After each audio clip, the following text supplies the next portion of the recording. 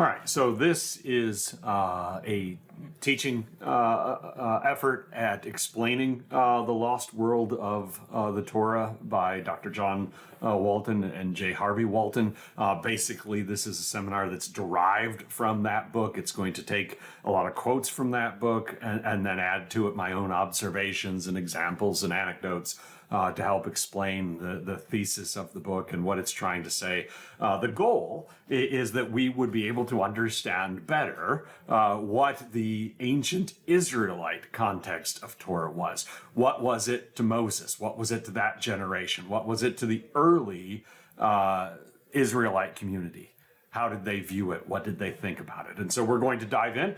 This is broken up into a number of different videos, into 14 different videos.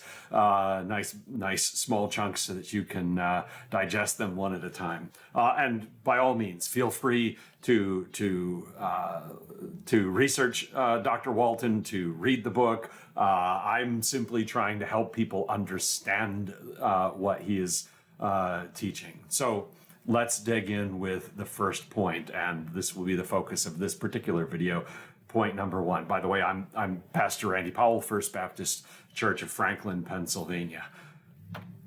So first off, Dr. John Walton. He's a professor of Old Testament at Wheaton College, and his son, J. Harvey Walton, is a researcher who helps his father with his research, of course, and co-authors a number of his books. You can see there's a whole series here: Genesis 1, Adam and Eve, the flood, the Israelite conquest, the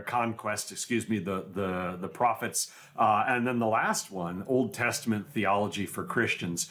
The book I'm working on right now will probably adapt it into its own teaching seminar at a certain point, because of course, once we understand what Torah was for the Israelites, then the question becomes, well, what is it for us? And what do we do with it? There's going to be some of that in this series, but the primary focus will be on understanding this ancient text as they would have seen it, as they would have understood it. All right, so let's begin, right? So the Torah is an ancient document. Now, as is the whole of the Old Testament, and you should know that. Let's take a look at this flowchart that is really shows a lot of the twists and turns in history between this, and this one only goes back in the top there to ancient Israel, to the time of David. It doesn't go back to beyond the Judges to Moses. It's simply showing you that there are a bunch of eras, a bunch of historical periods between us and them.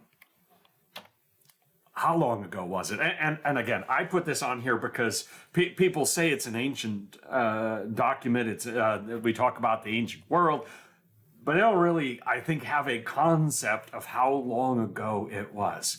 All right, so just go back 500 years, right? And we are at the time of Columbus discovering America and the Protestant Reformation, in that rough time frame. But 500 years ago.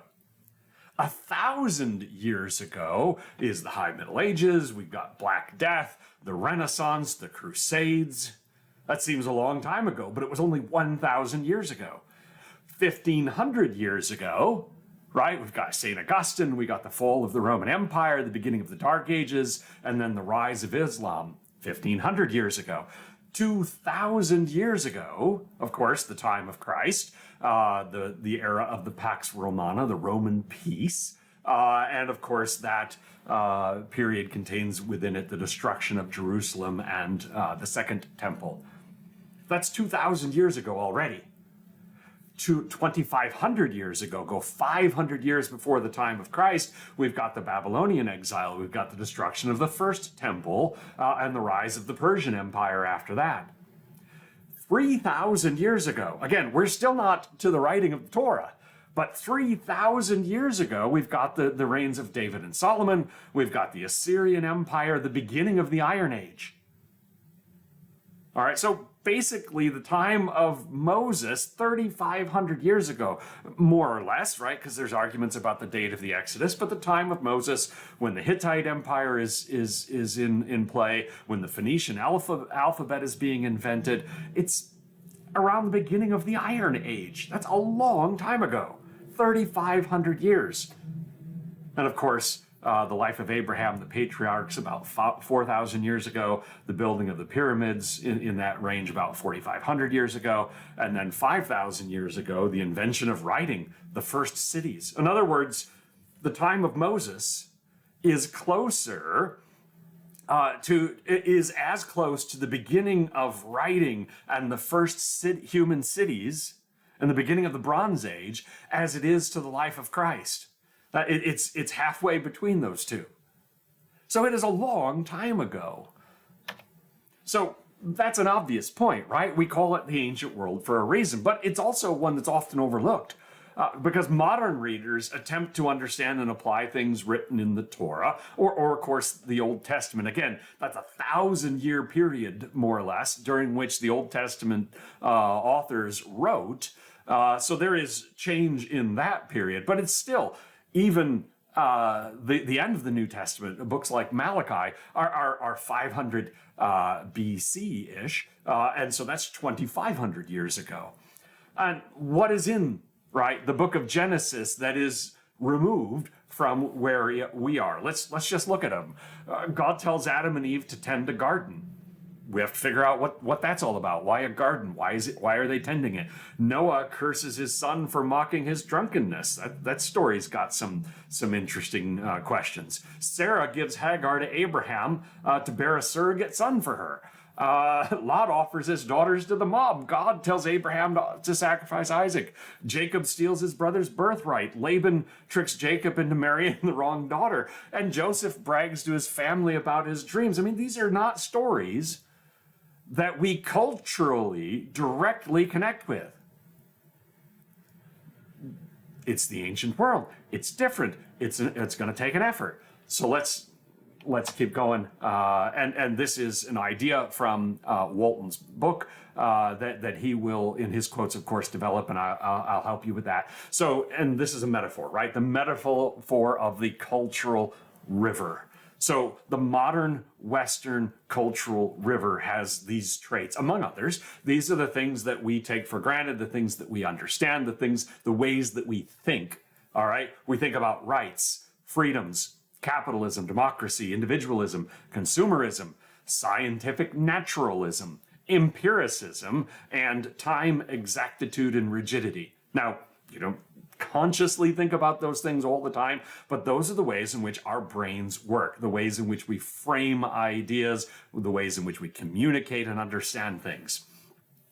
Here's the first quote. Regardless of our diverse ways of thinking, we are all in the cultural river and its currents are familiar to us. So even those from our era, right, the modern Western era, who would reject, the postmodern actually, that we are in, who would reject one or more of the values above. Against, let's say you don't believe in capitalism or democracy or consumerism, right?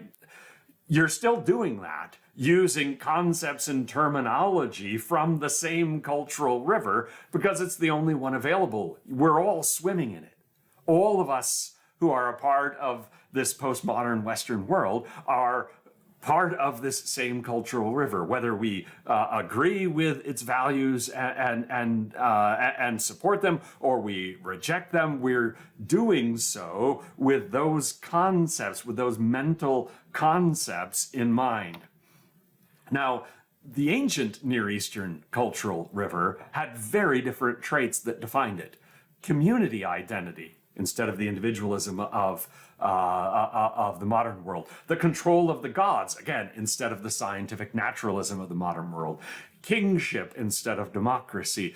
Divination, centrality of temples, mediation through images, the essential role of sacrifices, the reality of the spiritual realm. These are all things that everyone in the ancient Near East would have taken for granted. They were the foundational concepts and ways of understanding the world that they all held in common.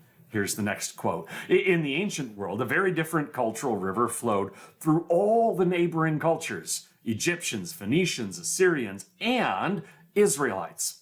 Despite important variations between cultures and across the centuries, certain elements remained largely static. So I'm going to develop this idea a little bit more here with an example in a minute. Ancient Israelites, again, and this is important to understand because we just don't grasp this on our own. We have to think about this and come to terms with it. Ancient Israelites had more in common with other people of the ancient Near East than with anyone in the modern era, even given that both we and the ancient Israelites worship the God of Abraham.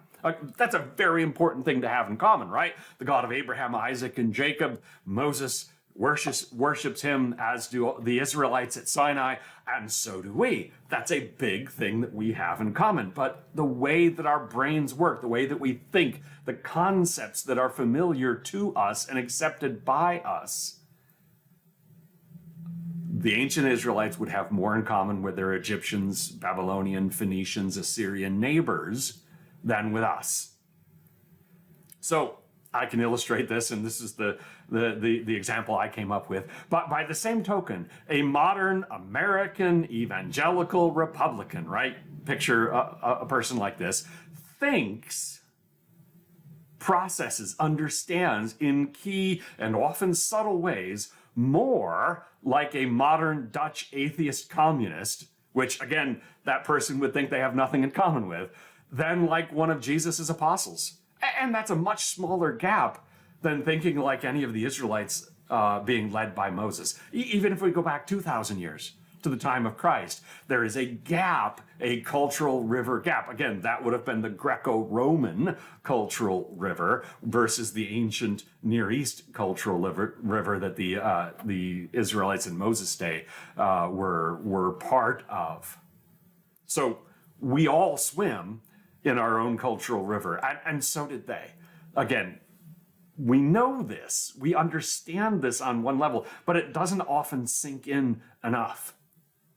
We think it's a simple matter to bridge the gap. We think that they think like us. We think that they feel like us. When we read a story, when we contemplate the text, we put ourselves in their shoes and say, oh, this is how I would react, so this is how they would react. And it's much more, it takes more work than that. It's more complicated than that.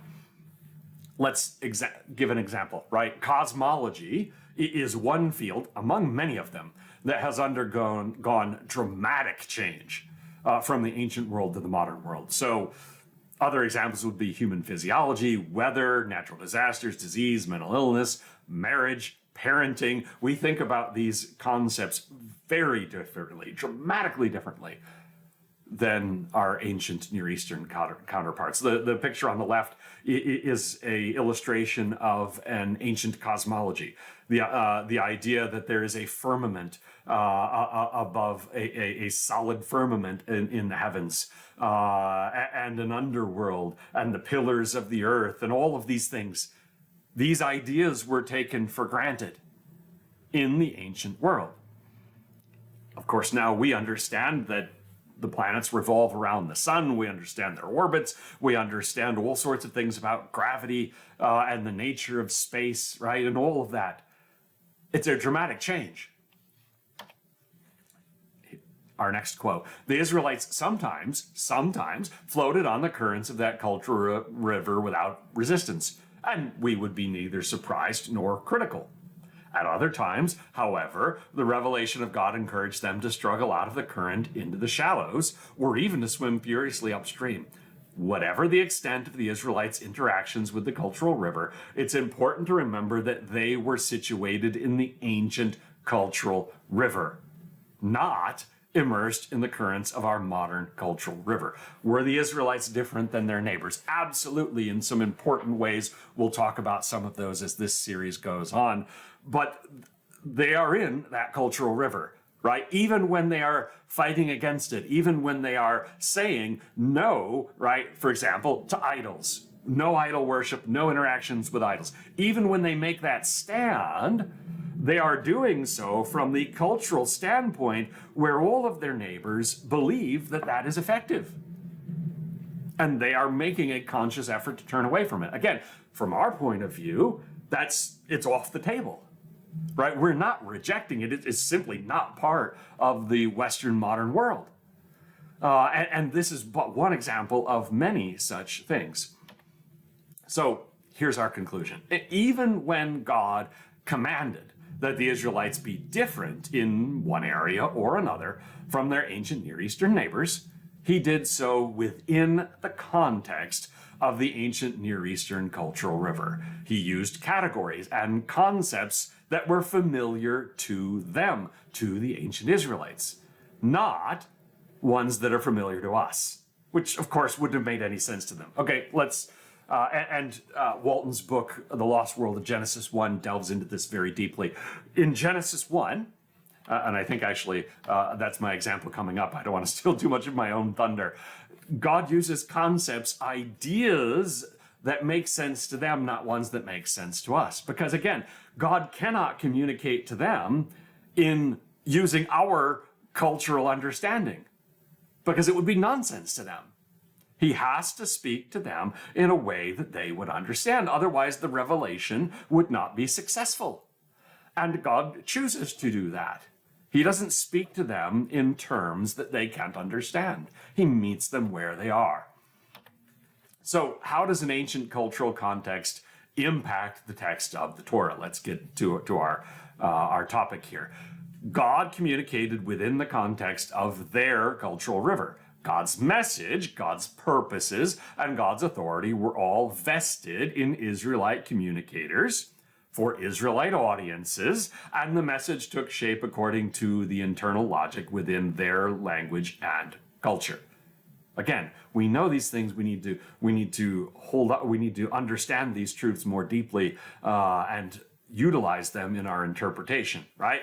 The messengers, the prophets, the writers, they're all ancient Israelites. Their audience is ancient Israelites.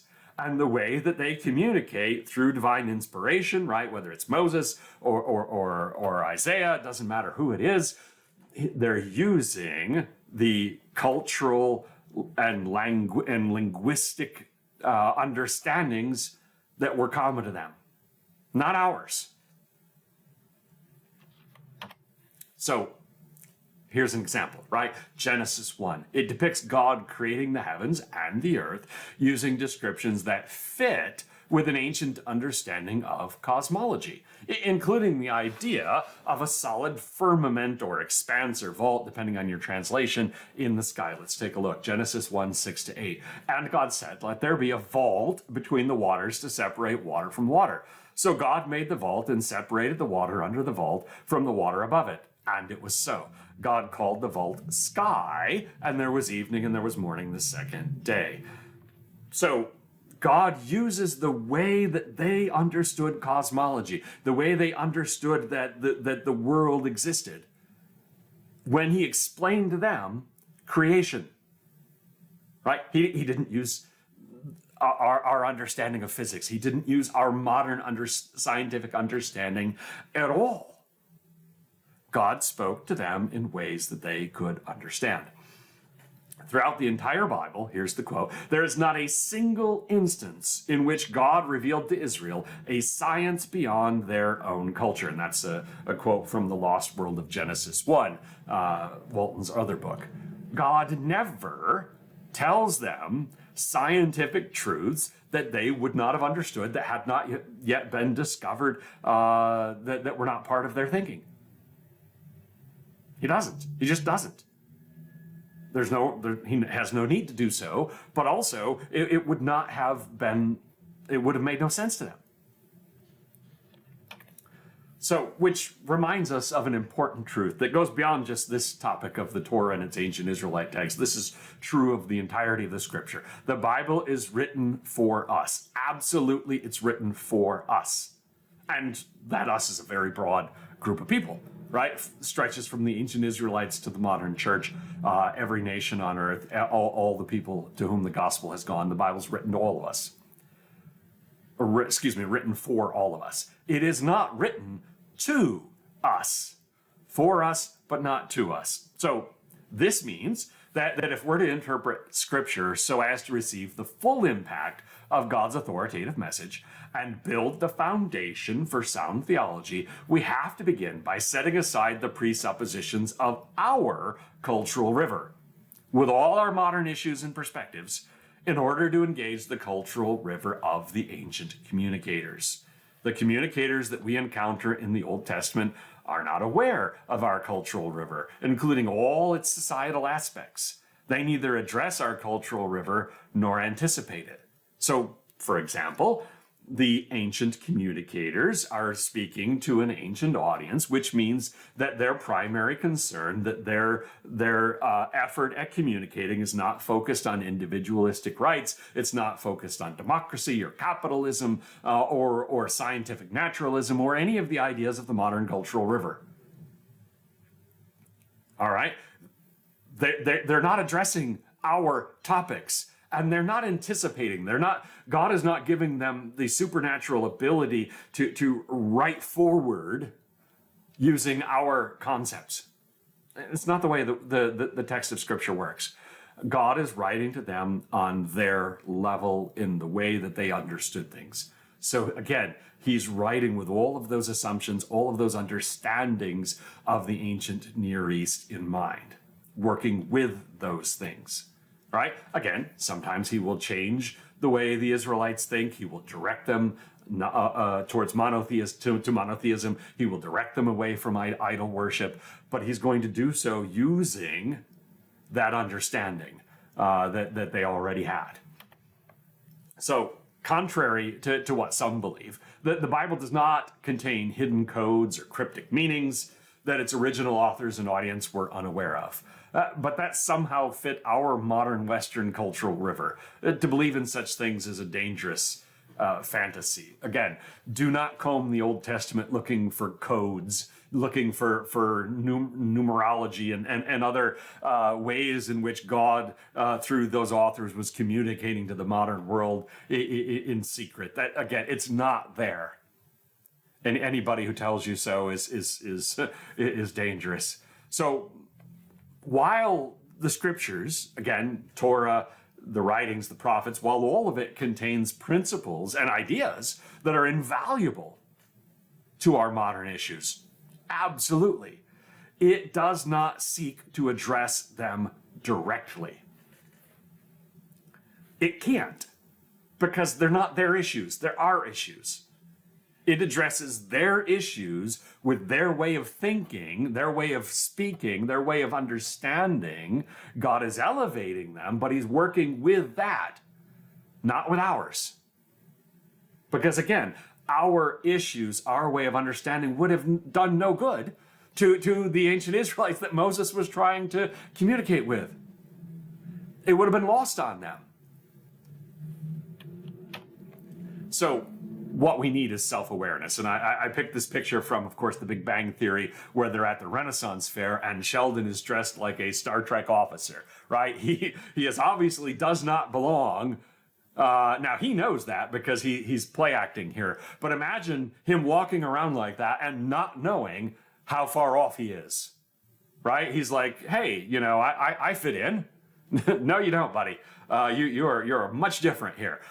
So it takes a degree, here's the quote, of discipline as readers who are outsiders not to assume our modern perspectives and impose them on the text.